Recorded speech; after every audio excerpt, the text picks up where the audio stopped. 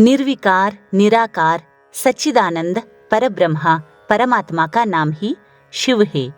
वेदों एवं संपूर्ण शास्त्रों में शिव की ही महिमा वर्णित है। अतः शिव की उपासना वैदिक भी है। भोले शिव तो अनादि, अनंत, अखंड, अछेद, अभेद, सुभेद, निर्गुण और सुगुण ब्रह्मा के निराकार एवं साकार रूप है। अद्वैत की सृष्टि इन्हीं से ही है। भगवान शिव का स्वरूप बड़ा ही विचित्र है। वे त्याग की मूर्ति है, क्योंकि वे चिता भस्म रमाते हैं। संसार के मोह की भस्म, द्वैत की भस्म ही यह चिता भस्म है। ये मुंडमाला धारण करते हैं। वास्तव में यह संसार से मोह त्यागने का ही सूचक है। भगवान शिव सर्प की कौपीन लगाते हैं। यह इनके विश्व प्रेम का सूचक है। इनके मस्तक पर विराजित शशिलेखा इस बात की द्योतक है कि भगवान ने अपने मन को पूर्णतया वश में कर रखा है। भागीरथी की धारा मुक्ति रूपी सुधा धारा की द्योतक है। हाथी को अभिमान की मूर्ति माना गया, अतः इनका हस्ती चर्म को धारण करना इस बात को सूचित करता है कि इन्होंने अभिमान का दमन कर लिया है। इसी प्रकार व्याघ्र को काम का स्वरूप माना गया है। अतएव इनका व्याघ्र चर्म पर बैठना इस बात को बतलाता है कि महादेव ने काम पर भी विजय प्राप्त कर ली है। शिवजी के एक और मृग को शरण देना इस बात को व्यक्त करता है कि इन्होंने चित्त की चंचलता को दूर कर दिया है। सर्पों को धारण करना इनके ज्ञान एवं नित्यता का बोधक है, क्योंकि सर्प दीर्घजीवी होते हैं। ये त्रिलोचन है। इनके ललाट के मध्य में तीसरा नेत्र ही ज्ञान चक्षु कहलाता है, जो कि त्रिकालदर्शी माना गया है। भगवान शिव विरक्त और त्यागी है। भगवान शिव का वस्त्र है पशुचर्म, भूषण है रुद्राक्ष और सर्प, केश प्रसाधन के स्थान पर है, जटा और अवलंबन है भिक्षा, वाहन है वृषभ और आक धतूरा आदि गंधहीन पुष्पों से उनकी पूजा होती है। स्मशान उनका निवास स्थान है तथा भस्म उनका अंगराग है। पिशाच उनके सहचर है। वह मुंडमाला को धारण करने वाले हैं।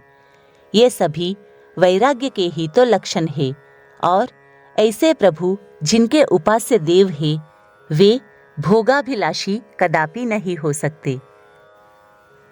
भगवान शिव के शिव हृदय का यह स्वभाव है कि वह स्नेहमय, प्रेममय और दयामय है। स्नेह, दया और प्रेम के वशीभूत दयालु अपना सर्वस्व ही दे देते हैं। भगवान शिव इसी प्रकार अनेक होते हुए भी एक है। उनका व्यक्त स्वरूप बड़ा ही विचित्र है। महादेव मनुष्य के जीवन आधार है। सृष्टि के संहारक कैलाशवासी शंकर भोले स्वभाव के हैं, जो किसी भी सांसारिक झगड़े में नहीं पड़ते, जिन्हें हिमालय के सुनसान निर्जन गिरिशृंगों पर निवास करना ही सुखद प्रतीत होता है। अतएव हृदय में प्रश्न उत्पन्न होता है कि इस प्रकार के महादेव सृष्टि के संहारक कैसे हो सकते हैं, जो नैसर्गिक प्रेमी, संपत्ति के उपहासकर्ता, भक्तों के लिए उदार दाता, आदर्श दंपत्ति आदि गुणों से विभूषित भोले भंडारी है। उन्हें प्रत्येक मनुष्य जानता है, किंतु उनका सबसे अधिक भयंकर रौद्र रूप भी है। यह बात किसी के गले नहीं उतरती, परंतु यह सत्य है और इसी तथ्य को प्रदर्शित करती है कि जो बचाना जानता है वह गलत कार्यों के होने पर दंड देना भी जानता है। अनादि भगवान शिवजी की लीला अगाध है। उन्हीं की असीम कृपा से आज सारे संसार का संचालन हो रहा है। सृष्टि के साथ मुक्ति का मार्ग भी दयामय भगवान के द्वारा दिखलाया गया है। भगवान शिव अपने भक्तों को क्षीर सागर तक दे डालते हैं। इतनी शक्ति रखने पर भी पूजन के समय भक्तजनों का वितीर्ण किया हुआ जलकण भी शिवजी ग्रहण कर लेते हैं। शिवजी का एक नेत्र रवि रूप है, तो दूसरा नेत्र सोम रूप है तथा तीसरा अग्नि रूप है। इस प्रकार सभी तेजोमय पिंडों के प्रभु रूप होने पर भी भक्तजनों का दिया हुआ दीपदान शिवजी खुशी से स्वीकार कर लेते हैं। शिवजी की आराधना करने से सभी देव स्वतः प्रसन्न हो जाते हैं। शिव शब्द कल्याणवाची है और कल्याण शब्द भवसागर से मुक्तिवाचक है और वह मुक्ति भगवान शिव से ही प्राप्त होती है, इसलिए वे शिव कहलाते हैं। धन तथा बांधवों का नाश हो जाने के कारण शोक सागर में निमग्न हुआ मनुष्य शिव शब्द का उच्चारण करके सभी प्रकार के कल्याण को प्राप्त करता है।